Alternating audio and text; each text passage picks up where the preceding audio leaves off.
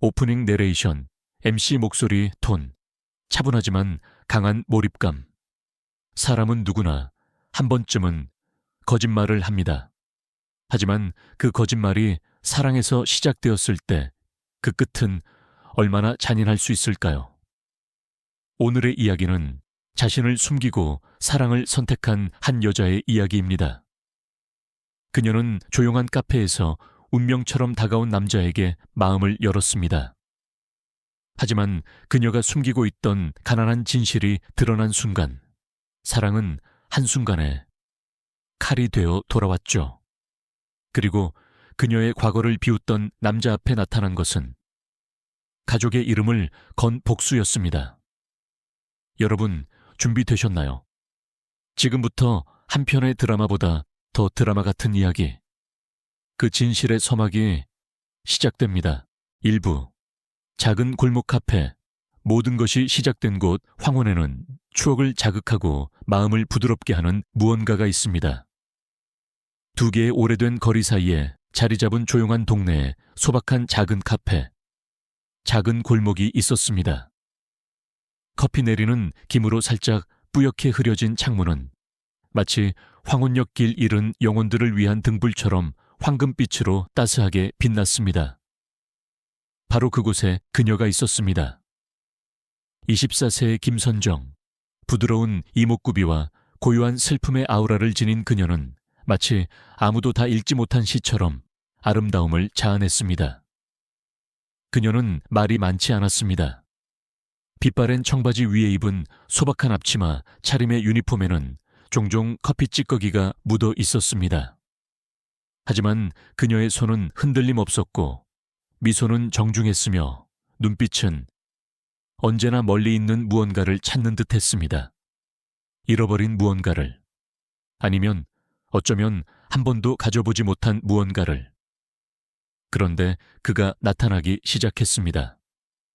매주 토요일 오후 4시 15분 정각, 31세의 이진상 씨는 마치 자기 집처럼 카페에 들어섰다. 키가 크고 스타일리시하며 좋은 집안 남자만이 가질 수 있는 그런 자신감 넘치는 모습이었다.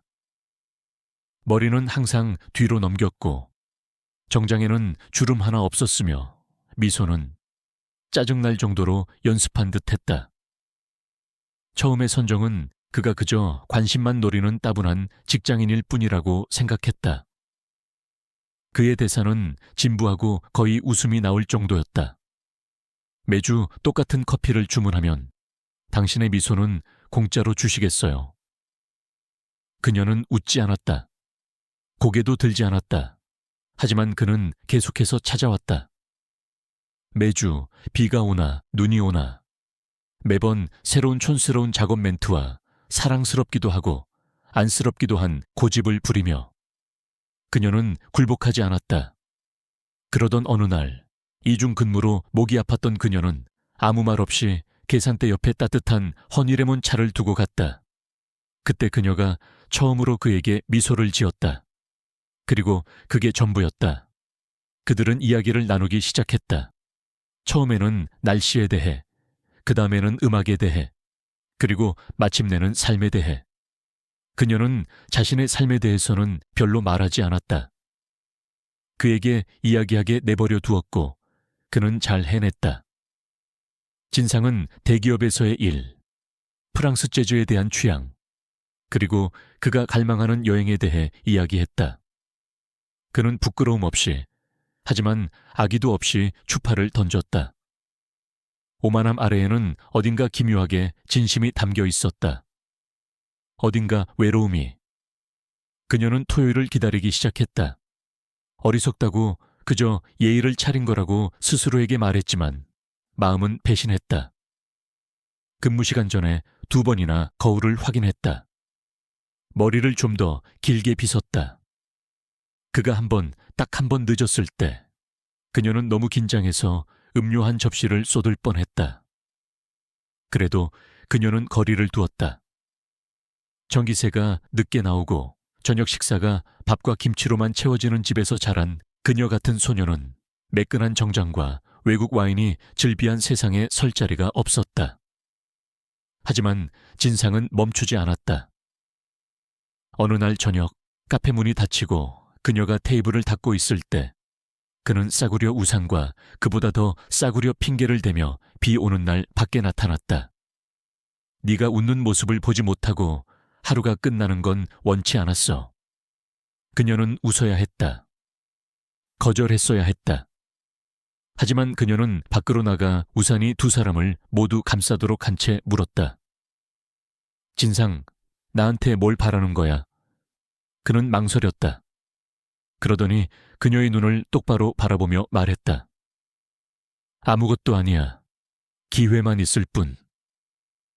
그날 밤 순정은 침대에 누워 눈을 크게 떴다. 몇 년 만에 처음으로 심장이 쿵쾅거렸다. 두려움이나 생존 때문이 아니라 어쩌면, 정말 어쩌면 자신도 행복해질 수 있을지도 모른다는 이상한 가능성 때문이었다. 그녀는 이 남자, 이 끈기 있고 매력적인 낯선 남자가 언젠가 그녀의 마음을 손에 쥐고 무자비하게 부셔버릴 줄은 그때는 몰랐다. 하지만 지금은 카페의 폐장 노래가 부드럽게 웅궁거리고 앞침에 은은하게 풍기는 볶은 원두향 아래 그녀는 시작을 믿기로 했다. 파트 2. 엇갈린 사랑. 사랑은 같았지만 속도는 달랐다. 처음엔 그저 설렜다. 퇴근길 공원에서 마주 잡은 손, 다정하게 건네는 말 한마디. 진상 씨의 웃음은 마치 태양처럼 따뜻하고 자신감에 차 있었다. 순정은 그렇게 한 걸음씩 마음의 문을 열었다. 그러나 사랑은 항상 같은 속도로 자라지는 않는다. 첫 번째 데이트. 같은 장소, 다른 감정해가 지기 시작하는 공원. 잔잔한 분수 소리와 아이들의 웃음소리가 어우러진 풍경 속에서 진상은 미래를 이야기했다. 우리 제주도 다녀올까? 아니면 유럽? 사실 우리 부모님도 빨리 결혼하라시거든. 순정은 놀랐다. 사귄 지 이제 겨우 몇 달. 그는 벌써 신혼여행을 말하고 있었다. 나는 말이야, 결혼하면 바로 애도 낳고 싶어. 가족끼리 여행 다니는 거 상상만 해도 너무 좋지 않아? 그의 눈은 반짝였지만 그녀의 손은 서서히 식어갔다. 순정은 대답하지 못했다. 그녀에겐 아직 연애도 낯설고 두렵기만 했다. 두 번째 데이트. 낯선 테이블 위의 긴장, 서울 강남의 고급 레스토랑. 은은한 클래식 음악, 정장을 차려입은 사람들. 쩝쩝 소리마저 낯설게 느껴지는 이 공간은 순정에게 숨막히는 세계였다. 진상은 자연스럽게 스테이크를 썰며 말했다. 우리 아버지는 건설사 CEO야. 강남에만 아파트 3채. 나는 외동이라 나중에 다 물려받지 뭐. 순정은 고개를 끄덕였지만 속으로는 조용히 움츠러들었다. 그녀의 가족은 여전히 오래된 가구에 고장난 가스레인지를 사용하고 있었다. 식탁 위의 접시는 반짝였지만 마음은 점점 어두워졌다. 그의 집, 또 다른 세계 진상의 집은 잡지에서나 나올 법한 인테리어, 자동 커튼, 와인 냉장고까지 갖춰진 공간이었다. 순정은 신발을 벗으며 자신도 모르게 발끝을 숨겼다. 오래 신은 구두의 낡은 밑창이 부끄러웠다. 우리 결혼하면 이런 데서 같이 살자. 진상이 말했을 때 그녀는 차마 웃을 수 없었다. 이 사람이 정말 나를 사랑하는 걸까? 아니면 내가 가진 환상을 사랑하는 걸까? 내면의 갈등 밤이 되면 순정은 혼자 울었다. 한 번도 사랑을 가져본 적 없는 그녀에게 이 사랑은 너무 빠르고 너무 낯설었다. 내가 진상 씨를 좋아하는 건 맞아. 그런데 나를 있는 그대로 사랑해 줄까? 그녀는 알았다. 자신이 숨기고 있는 과거를 그가 알게 되면 모든 게 무너질 수도 있다는 걸. 파트 3. 드러나는 과거. 그녀가 감추고 싶었던 진실들. 그날 밤 진상의 집에서 돌아온 순정은 혼자 방 안에서 한참을 앉아 있었다. 불은 꺼진 채 창밖에서 들어오는 희미한 가로등 불빛만이 그녀를 비췄다. 그녀의 눈길은 저절로 방 구석에 놓인 낡은 사진, 액자 위에 멈췄다. 사진 속에는 다정하게 웃고 있는 네 가족이 있었다 하지만 순정은 그 웃음이 어디까지가 진심이고 어디부터가 가식이었는지 이제는 잘 모르겠다고 생각했다. 그녀의 어린 시절, 자랑 아닌 상처 순정의 아버지는 건설 현장에서 일하다가 사고를 당해 다리를 절게 되었다. 그 후 폐지를 줍고 고철을 모으며 살아갔다. 초등학교 4학년이던 순정은 골목 어귀에서 아버지를 볼 때마다 가슴이 쿵 내려앉았다. 혹시 친구들이 보면 어떡하지? 나를 부끄럽다고 생각하면 어떡하지? 그녀는 그날 이후 아버지를 보면 일부러 돌아갔고 생일 파티는 단 한 번도 하지 않았다. 통닭도 피자도 없던 그날, 친구들의 조롱이 어린 그녀의 마음을 무너뜨렸다. 희망이었던 동생 순호 순정은 동생 순호를 누구보다 아꼈다. 똑똑하고 예의 바른 아이, 동네 사람들도 부잣집 막내 같아 라며 칭찬을 아끼지 않았다. 그게 순정에겐 유일한 자랑이었다. 그녀는 학원 한 번 다니지 못했지만 동생의 공부를 봐주며 뒷바라지했다. 자신은 꿈도 포기했지만 동생만큼은 성공하길 바랐다. 엄마의 눈 점점 어두워지고 그나마 나아지던 생활은 엄마의 시력이 급격히 나빠지면서 다시 무너졌다. 정밀한 수공예가 필요한 구두 수선 일을 하던 엄마는 점점 실수를 반복했고 손님들의 불만 속에 결국 일을 그만둘 수밖에 없었다. 어느새 집안의 무게는 순정의 어깨로 고스란히 내려앉았다. 학비보다 생활비 순정은 대학 진학을 포기하고 근처 병원에서 전산 일을 시작했다. 사무실 한 구석 카운터에 앉아 매일 똑같은 반복 속에서 그녀는 꿈도 사랑도 미래도 점점 잊어가고 있었다. 그때도 그녀는 스스로를 이렇게 위로했다. 괜찮아. 나 말고 순호는 행복하면 돼. 순호의 유학, 그리고 침묵, 고등학교 수석 졸업, 서울대 진학, 그리고 유학. 순호는 결국 스스로의 날개를 펼쳐 미국으로 떠났다. 누나. 내가 성공해서 우리 가족 다 좋은 집에 살게 해줄게. 기다려줘. 꼭. 그리고 그는 떠났고 편지 한 장 없이 3년. 순정은 조용히 묵묵히 그 자리를 지켰다. 마치 약속을 지키기 위해 살아가는 사람처럼. 그러던 어느 날 진상은 이렇게 말했다. 순정아, 너는 너무 평범해. 근데 난 그게 좋아. 괜히 복잡한 여자 말고 이렇게 고요한 너랑 살고 싶어. 그 말은 순정의 마음을 아프게 했다. 고요한 게 아니라 난 그냥 조용히 숨는 법만 배운 여자예요. 파트 4. 드러난 진실, 사랑의 끝, 배신의 시작. 그날은 유난히 추운 겨울이었다. 순정은 두 손 가득 과일 바구니를 들고 현관 앞에 서 있었다. 오랜 고민 끝에 진상을 집으로 초대한 날이었다. 이제는 모든 것을 말해야 한다고 생각했으니까. 엄마, 곧 올 거야. 조금만 기다려. 떨리지 않니? 괜찮아. 이제 숨기지 않을래. 그러나 약속한 시간이 지나고 20분, 30분 전화도 받지 않았다. 그때 초인종이 울렸다. 문 앞에서 드러난 이질감 문을 열자 진상이 서 있었다. 겨울임에도 땀을 뻘뻘 흘린 얼굴, 셔츠 단추는 뒤죽박죽, 숨은 거칠고 눈은 흔들리고 있었다. 무슨 일이야? 어디 갔었어? 아, 좀 정신이 없었어. 길을 헤매서. 순정은 알 수 없는 불안감을 느꼈다. 하지만 말없이 그를 안으로 들였다. 우리 집 낡은 가구와 오래된 시간들. 집안은 따뜻했지만 검소한 가구들, 오래된 냉장고, 그의 눈에는 낯설고 낡은 것들로만 가득해 보였다. 그리고 엄마가 모습을 드러냈다. 어서 와요. 진상씨, 제가 순정이 엄마예요. 네? 눈이 잘 안 보여서요. 목소리로 인사드릴게요. 눈이 안 보인다고요? 진상의 얼굴은 단번에 굳었다. 눈빛이 변했다. 그 눈에는 더 이상 사랑이 없었다. 폭발하는 분노와 모욕. 이게 다 뭐야? 너 지금까지 날 속인 거야?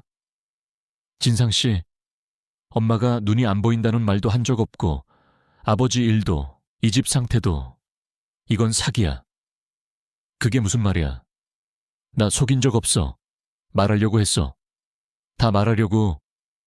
이미 늦었어. 너랑 결혼 생각한 내가 바보지. 이런 집구석에서 이런 가족하고 말도 안 돼. 그 순간 순정의 아버지가 떨리는 손으로 진상의 팔을 잡았다. 진상군, 우리 아이 상처 주지 말게. 그러자 진상은 그 손을 거칠게 뿌리쳤다. 손 치워요. 감히 누가 누구를 동정해요.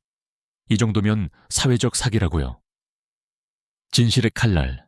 그리고 진상은 말했다. 사실 말인데 나 너 만나기 전부터 여자 있었어.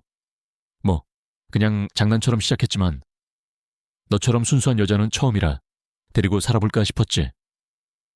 그 말에 순정의 온몸이 얼어붙었다. 이런 아파트에 산다고 해서 착각했나 본데 대출 없는 아파트? 그건 재산이지. 얼굴도 괜찮고 학교도 명문대고 애 낳으면 머리는 좋을 거라고 생각했지. 그는 그렇게 사랑을 계상이 위해서 해치하고 떠났다. 집에 남은 건 침묵과 상처뿐. 엄마는 말없이 손을 떨었고 아버지는 구두 닦이통을 꼭 쥐고 고개를 숙였다. 순정은 울지 않았다. 단지 속으로 말했다. 그래, 나 사랑받을 자격 없다고 생각했어. 그래서 더 조심했는데 결국 이렇게 되는 거구나. 파트 5. 대가. 무너진 가면 돌아온 이름. 며칠 후 진상은 여느 때처럼 새로운 회사로 출근했다. 그는 더 이상 대기업의 안정된 자리에 있지 않았다. 벤처회사, 미국에서 들어온 신생기업. 자신을 스카우트한 친구의 소개로 들어오게 된 자리였다. 진상은 자부심이 컸다. 이제는 내가 중심이다. 내가 이 회사를 키울 수 있어. 하지만 그는 몰랐다. 그가 밟고 선 이 땅이 누구의 것인지. 낯선 긴장, 익숙한 그림자. 그날 진상은 이상한 기운을 느꼈다. 사무실 직원들이 웅성이고 그의 이름을 조용히 수군대고 있었다. 그리고 김진상 차장님, 대표님께서 호출하셨습니다. 진상은 당당하게 대표실로 향했다. 문이 열리고 그는 그곳에서 기억 속에 묻었던 얼굴과 마주했다. 누나, 왔어? 그는 얼어붙었다. 순호의 정체, CEO, 그리고 가족 정장 차림, 단단한 눈빛. 이제는 소년이 아닌 한 명의 리더로 성장한 순호가 눈앞에 있었다. 이진상 차장님, 우리 누나와 우리 가족을 모욕한 당신을 이 회사에 둘 수 없습니다. 대표님, 이건 오해예요. 저는 정말... 오해? 당신이 우리 어머니에게 어떤 눈빛을 보냈는지 기억 안 나요. 아버지 손을 뿌리치고 우리 집안을 쓰레기 취급했던 그 날을. 진상은 무너졌다. 그 자리에 주저앉았다. 결정의 순간 용서 없는 정해. 난 당신 같은 사람에게 어떤 기회도 주고 싶지 않아요. 보안팀, 지금 당장 김진상 씨의 출입 권한을 회수하세요. 진상은 울부짖었다. 순정이한테 사과하고 싶어요. 제발 한 번만. 그 순간 문이 열리고 순정이 들어왔다. 마지막 대면. 무너진 사랑, 사과. 그때 우리 엄마 눈을 보고 했던 말 기억나요? 그게 당신의 진심이었겠죠. 이제 와서 후회하는 척하지 마요. 진상은 바닥에 무릎을 꿇고 손을 모았다. 사랑했어. 정말로. 근데 내가 바보였어. 널 그렇게 떠난 거. 날 용서해줘. 순정은 차갑게 웃었다. 사랑? 그건 상대를 있는 그대로 끌어안는 마음이에요. 당신은 그게 뭔지 몰랐을 뿐. 잘 가요. 진상 씨, 이제 내 이름도 부르지 마요. 퇴출, 그리고 고요한 복수 진상은 그렇게 모든 것을 잃었다.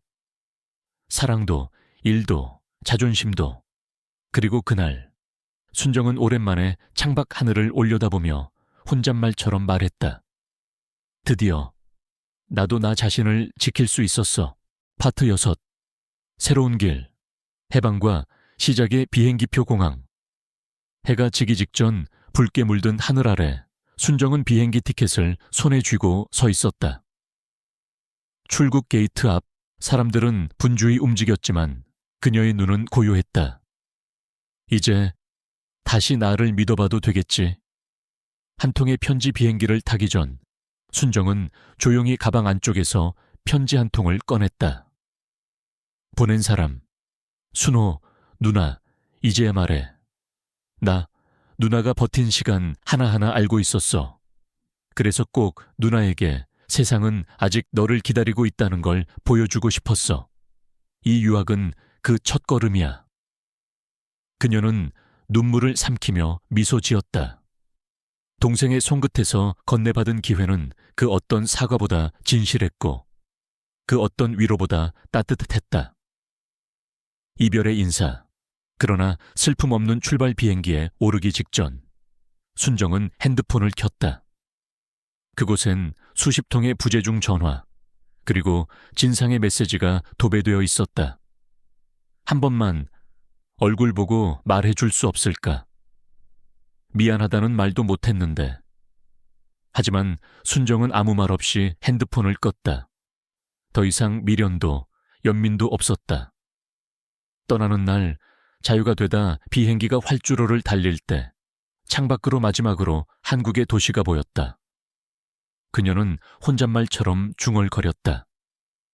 사랑이 나를 무너뜨렸지만 다시 나를 일으켜 세운 것도 결국 나였어.